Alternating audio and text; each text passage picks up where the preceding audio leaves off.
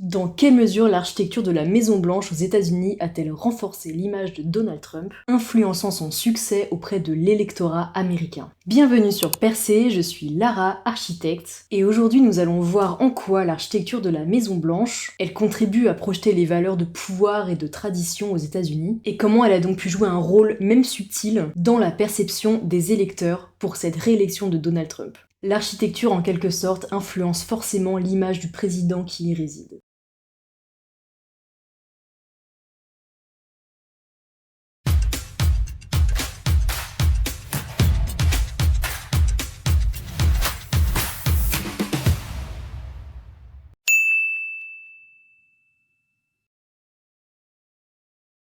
L'architecture de la Maison Blanche, avec son style néoclassique et ses colonnes imposantes, évoque la force et la pérennité des institutions américaines. Inspirée des temples de la Grèce antique, cette architecture, elle symbolise les valeurs de la démocratie, de la stabilité et de l'autorité. Elle confère une image de grandeur et se positionne dans l'imaginaire collectif comme un lieu de légitimité et de pouvoir incontestable. Pour Donald Trump, qui a fait cette campagne sur cette posture de chef fort et autoritaire, forcément cette architecture, elle a pu renforcer cette image. En accédant à un lieu qui est aussi symbolique, il n'a pas seulement pris résidence, il se positionne comme le dépositaire d'un héritage et d'un pouvoir que peu de citoyens peuvent atteindre. Sa personnalité, qui est souvent alignée avec une image de puissance et d'assurance, s'accorde donc bien avec l'architecture très solennelle de la Maison Blanche. Ça peut donc avoir donné l'impression à son électorat que Trump est capable de protéger, de rehausser la grandeur de l'Amérique en s'appropriant la symbolique très forte de ce lieu.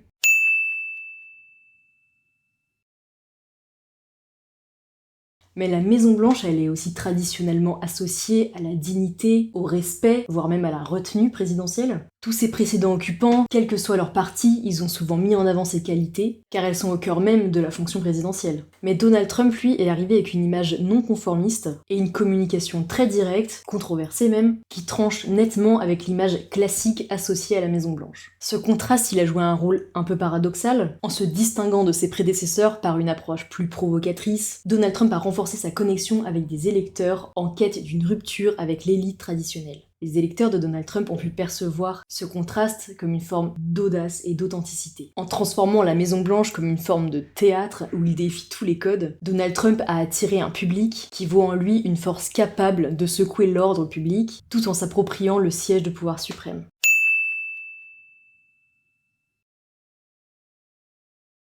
Donald Trump, c'est un homme d'affaires avant d'être un homme politique. Il est tout à fait conscient du rôle de l'image et de la communication visuelle. La Maison Blanche, c'est un cadre de pouvoir et de prestige qui est vraiment devenu pour lui un outil de mise en scène. En organisant des conférences de presse, en faisant des réceptions ou encore des apparitions fréquentes dans les salles de la Maison Blanche, il a consolidé son image de leader puissant. Pour transmettre des messages forts, il choisit même des décors emblématiques comme le Garden ou le South Lawn. Cette maîtrise de l'espace présidentiel comme outil de communication permet à Trump de se présenter non seulement comme le président nouveau en exercice, mais aussi comme une figure de pouvoir exceptionnellement solide. En donnant à ses déclarations un cadre grandiose comme celui de la Maison Blanche, il a accentué la perception de sa soi-disant légitimité et de son autorité. Cette stratégie, elle a consolidé le sentiment chez une partie de son électorat qu'il est le sauveur ou le défenseur de l'Amérique, évidemment renforcé par cette aura solennelle à la Maison Blanche.